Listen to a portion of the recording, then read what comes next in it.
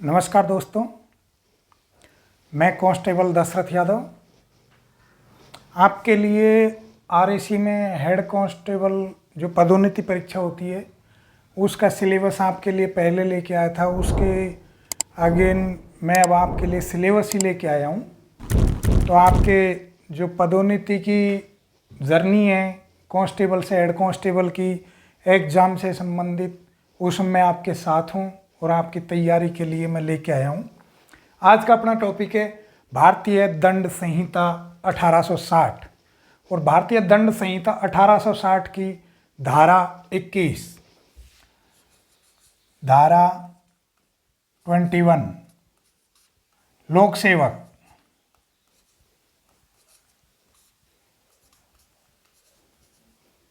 ये आरएसी के करीब करीब सभी जवानों को भी याद होगी और नहीं भी होगी तो हम कराएंगे याद।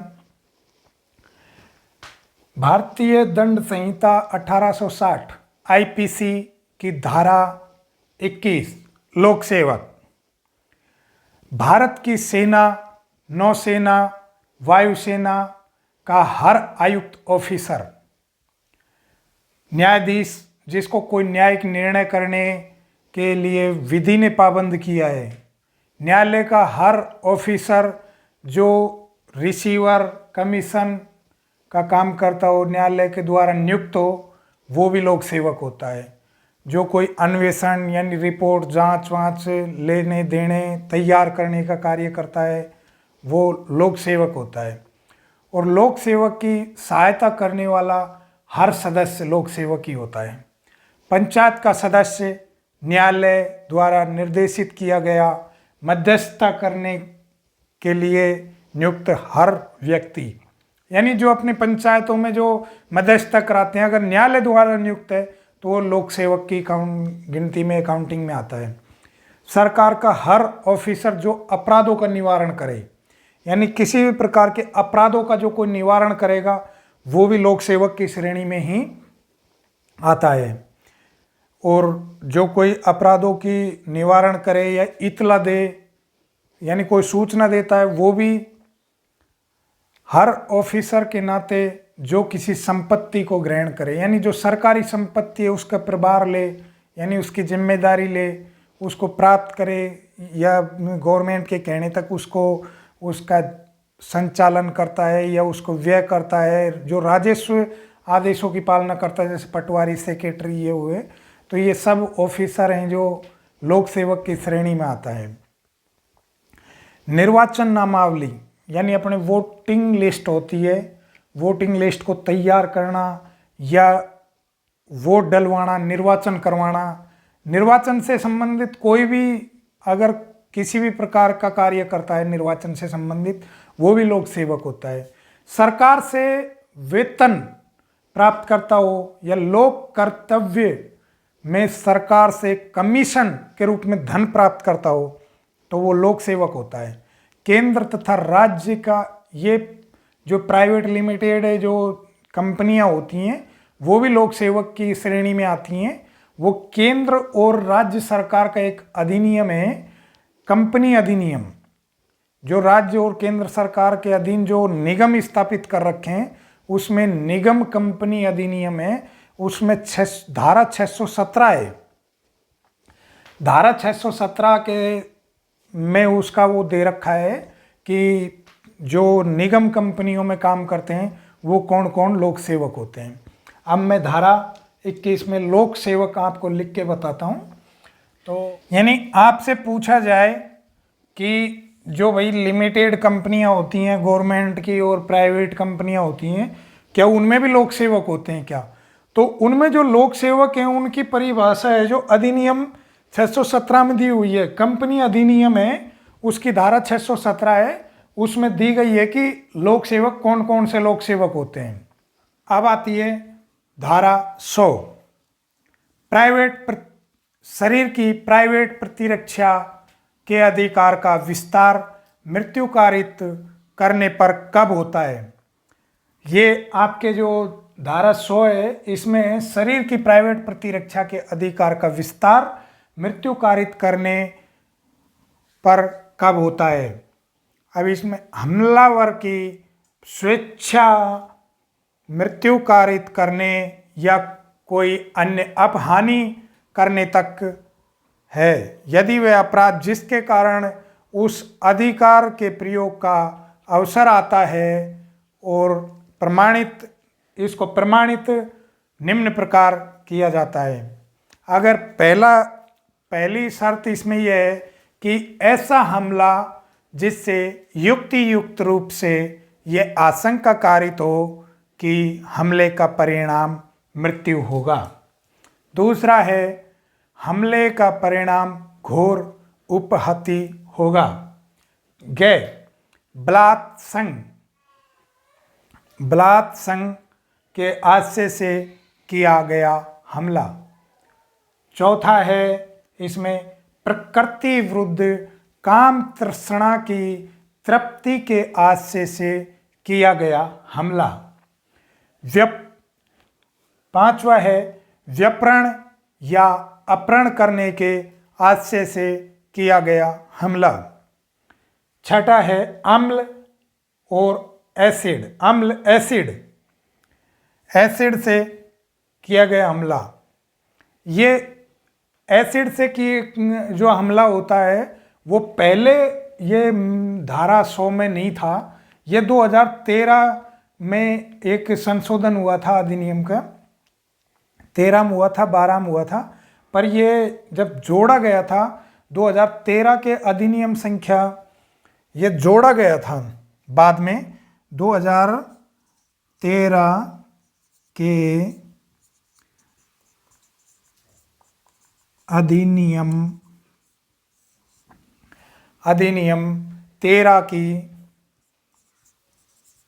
13 की धारा 2 द्वारा जोड़ा गया था। ये पहले नहीं था, ये बाद में जोड़ा है, ये बाद में जोड़ा गया था। अब धारा 100 के बाद में आती है आईपीसी की धारा 103, यानी भारतीय दंड संहिता 1860 की धारा 103। 103 में है संपत्ति के प्राइवेट प्रतिरक्षा का अधिकार। 103 में संपत्ति की प्राइवेट प्रतिरक्षा का अधिकार। इसमें संपत्ति की प्राइवेट प्रतिरक्षा का अधिकार का विस्तार मृत्यु कारित करने तक का हो सकता है, यानी होता है। प्राइवेट प्रतिरक्षा का जो अधिकार है वो मृत्यु कारित करने तक का होता है विस्तार इसका। और आईपीसी की धारा 103 उन परिस्थितियों की तरफ इशारा करती है जिनमें प्राइवेट प्रतिरक्षा के अधिकार का इस्तेमाल करते हुए संपत्ति की रक्षा के लिए हमलावर या अपराधी की मृत्यु तक कारित की जा सकती है। परिस्थितियां निम्न प्रकार होनी चाहिए, जैसे लूट हो या फिर सेकंड परिस्थिति है रात्रो गृह भेदन, यानी रात में किसी के मकान को तोड़ के उसमें चोरी करना कोई हो। तीसरा है अग्नि के द्वारा आवास के रूप में उपयोग में ली जाने वाली जगह, जैसे ये कोई जरूरी नहीं है कि कोई मकान ही हो, इसमें तंबू भी हो सकता है, तंबू है, जलियान है,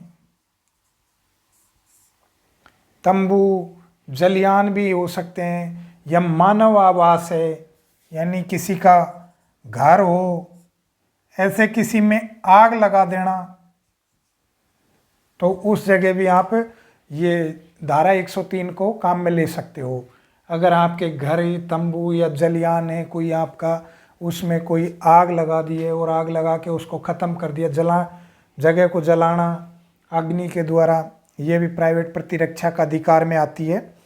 चौथी है चोरी और गृह अतिचार।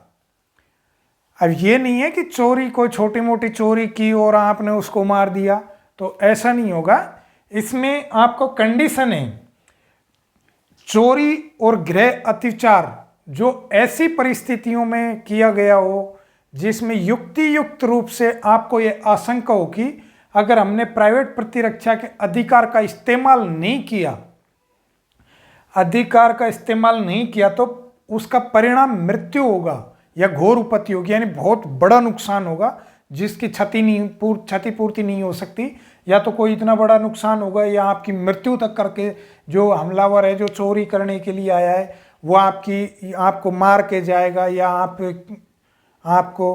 आपको लगता है, या फिर बहुत ज़्यादा क्षति करके जाएगा जिसकी आपकी पूर्ति नहीं कर सकते आप, तो उस स्थिति में आप उसकी मृत्यु कारित कर सकते हो। यानी छोटी चोरी नहीं है, उसमें आपको परिणाम आपको ज्ञात हो, जैसे आपको परिणाम ज्ञात हो जाता है कि मृत्यु या घोर उपत्ति होगा तो ही।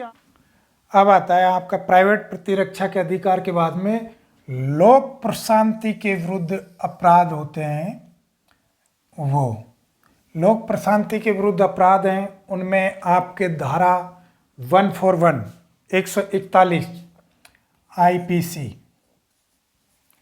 भारतीय दंड संहिता 1860 की धारा 141 ये आपको बताती है कि विधि विरुद्ध जमाव।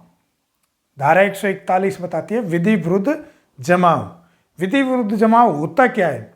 विधि विरुद्ध जमाव होता है 5 या 5 से अधिक व्यक्तियों का जमाव जो किसी सामान्य उद्देश्य को अग्रसर करने के लिए अग्रसर होते हुए कोई आपराधिक कृत्य करता है तो वह विधि विरुद्ध जमाव होता है। यानी कोई भी 5 या 5 से अधिक व्यक्ति हैं जो इकट्ठा हुए हैं, किसी सामान्य उद्देश्य को लेकर इकट्ठा हुए थे और फिर वो कोई आपराधिक कृत्य कर लेते हैं जिससे कि वो विधि विरुद्ध हो जाता है। और वो आपराधिक कृत्य क्या हैं? जैसे 5 या 5 से अधिक व्यक्ति इकट्ठे हुए और वो केंद्र सरकार, राज्य सरकार ने कोई नियम बनाया, उसके विरुद्ध में नारेबाजी करने लग गए या उसको कि भाई ये नहीं होना चाहिए, और वो हैं जो कोई अपराध कर लेते हैं, किसी बस को जलाना, कोई और कार्य करना, तो ये धारा 141 में विधि विरुद्ध जमाव हो जाता है वो। यानी 5 या 5 से अधिक व्यक्तियों का जमाव कोई सामान्य उद्देश्य को लेकर अग्रसर होते हुए कोई आपराधिक कृत्य करता है तो वह विधि विरुद्ध जमाव होता है। और जिनका उद्देश्य है जो निम्न होना चाहिए, जैसे कि इस तरीके के इनके उद्देश्य हों कि केंद्र सरकार, राज्य सरकार, राज्य संसद, राज्य विधानमंडल या किसी लोक सेवक जब वह अपनी विधि विरुद्ध लोक सेवक जब वह विधिपूर्ण कार्य कर रहा है, विधिपूर्ण शक्ति का प्रयोग करके कोई कर रहा है तो उसके खिलाफ आपराधिक बल का प्रयोग करना या प्रदर्शन करना वो भी विधि विरुद्ध जमाव होता है। विधि विरुद्ध किसी वैध कानून या आदेश को निष्पादन यानी पूर्ण होने का प्रतिरोध करना, यानी केंद्र सरकार, राज्य सरकार या किसी ने भी जो कोई नियम बनाया, कोई भी सरकार ने, या कोई आदेश दिया है, कोई कानून बनाया है तो उसका प्रतिरोध करना। तीसरा आता है किसी व्यक्ति पर आपराधिक बल का प्रयोग करना, यानी 5 या 5 से अधिक आदमी इकट्ठे हुए और पीछे वो हैं जो किसी के वो कर देते हैं कि भाई आपराधिक बल का प्रयोग करते हैं और उसके मार्ग को रोकना, उसके रास्ते को रोक लेते हैं, उसकी संपत्ति को कब्जा कर लिया, या फिर उसको जल का प्रयोग नहीं करने देते। यानी कोई जैसे गांव में कोई कुआं है और अपन उसको जल को उपयोग नहीं करने देते, उसको पीने के लिए पानी नहीं देते, तो ये भी एक आपराधिक स्थिति में आता है।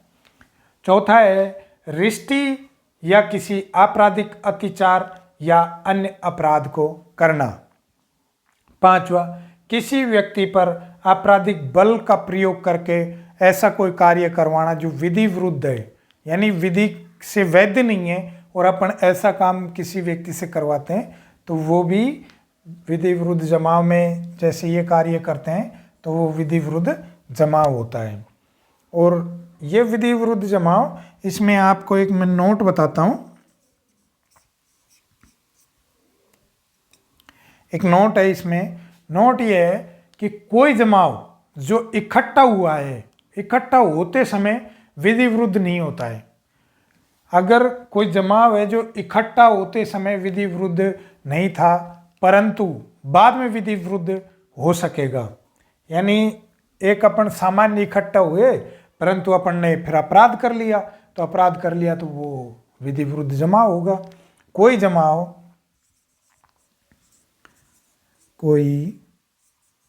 जमाव इकट्ठा होते समय विधि विरुद्ध नहीं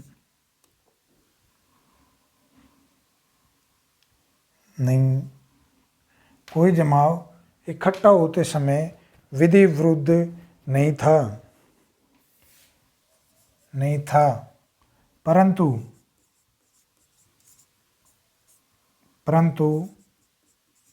बाद में वह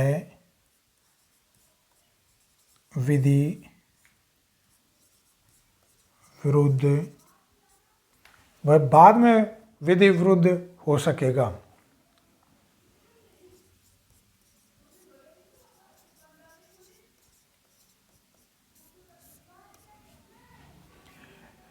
यानी कोई जमाव है जो इकट्ठा हुआ था जब तो सामान्य उद्देश्य थे परंतु उसने कोई आपराधिक कृत्य कर लिया है तो वो जमाव विधि विरुद्ध हो जाएगा बाद में। कोई ऐसा कोई जरूर नहीं है कि आपको पहले से ही वो हो कि यहाँ विधि विरुद्ध होगा ये जमाव, ऐसा कुछ नहीं है। जो अपन पहले हुए थे सामान्य उद्देश्य को लेकर और फिर अपना आपराधिक कृत्य करते हैं, अग्रसर होते हैं, आपराधिक कृत्य करते हैं तो जमाव विधि विरुद्ध हो जाएगा। और आपके लिए महत्वपूर्ण इतना ही है इसमें कि विधि विरुद्ध जमाव। अब आती है आपकी धारा 146 बलवा। ये धारा 141 विधि विरुद्ध जमाव के बाद में आती है धारा 146 बलवा। बलवा क्या होता है? बलवा विधि विरुद्ध जमाव द्वारा या किसी सदस्य द्वारा जमाव के सामान्य उद्देश्य से जमाव के सामान्य उद्देश्य को अग्रसर करने में बल व हिंसा का प्रयोग किया जाता है तो ऐसी गतिविधि को बलवा कहते हैं। और ये बलवा की परिभाषा है आपकी, ये नॉर्मल विधि विरुद्ध जमाव द्वारा या किसी सदस्य द्वारा जमाव के सामान्य उद्देश्य को अग्रसर करने में बल या हिंसा का प्रयोग किया जाता है तो ऐसी गतिविधि बलवा कहलाती है। और करने वाले और सभी जमाव के सभी सदस्य बलवाई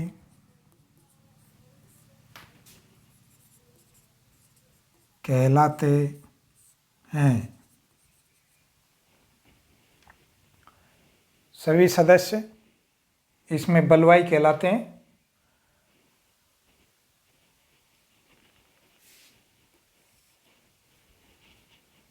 देख लो आप। और हर सदस्य, सभी सदस्य हैं जो इसके, सभी सदस्य इसके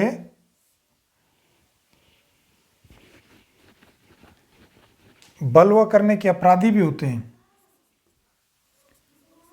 बलवा करने के अपराधी भी होते हैं।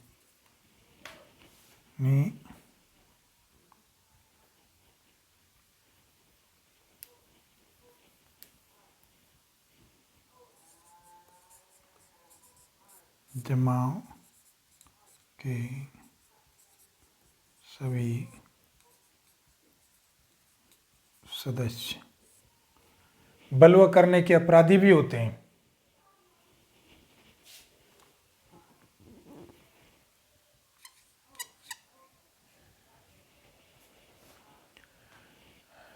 धारा 146 बलवा विधि विरुद्ध जमाव द्वारा या किसी सदस्य द्वारा जमाव के सामान्य उद्देश्य को अग्रसर करने में बल व हिंसा का प्रयोग किया जाता है तो ऐसी गतिविधि को बलवा कहते हैं, यानी बलवा कहलाती है।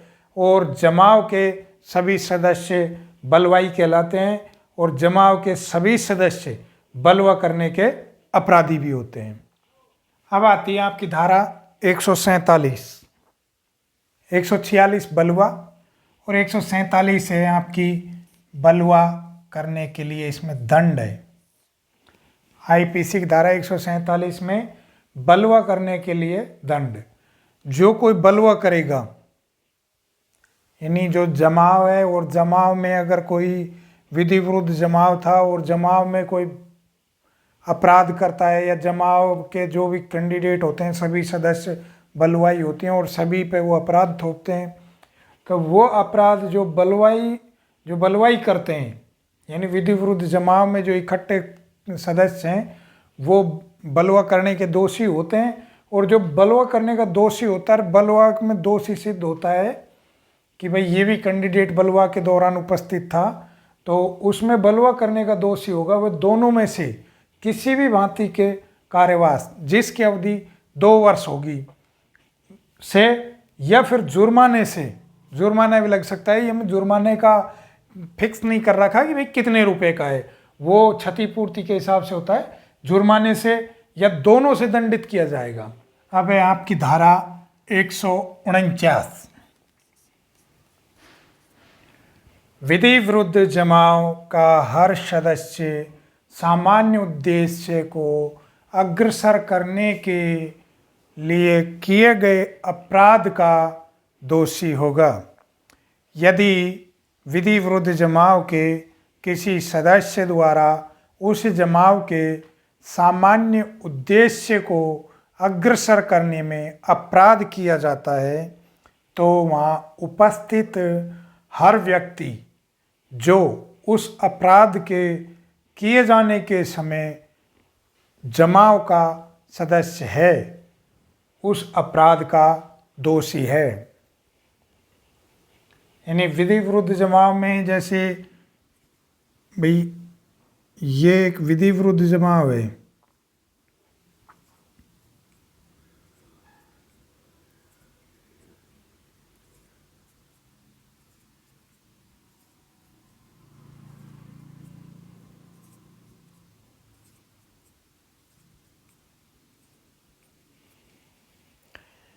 ये एक विधि विरुद्ध जमाव है। इसमें ये जमाव था तो इसमें भाई इनने एक जो अपराध किया है, अपराध मान लो वो तो पूरे जमाव ने किया हो चाहे वो एक कैंडिडेट ने किया हो। जैसे जमाव में अपराध इसने किया था परंतु प्रेजेंट ये सभी हैं, तो ये नहीं कहे ये है जो भी इस अपराध के लिए दोषी होगा, ना कि ये कह सकता है कि भाई मैंने अपराध नहीं किया, परंतु ये अपराध नहीं करते हुए भी ये जमाव में उपस्थित था। यानी जब अपराध किया था उस टाइम ये जमाव में सारे प्रेजेंट हैं, तो ये सभी कैंडिडेट अपराध के दोषी होंगे, बिल्कुल पूरे अपराध में लिप्त हैं।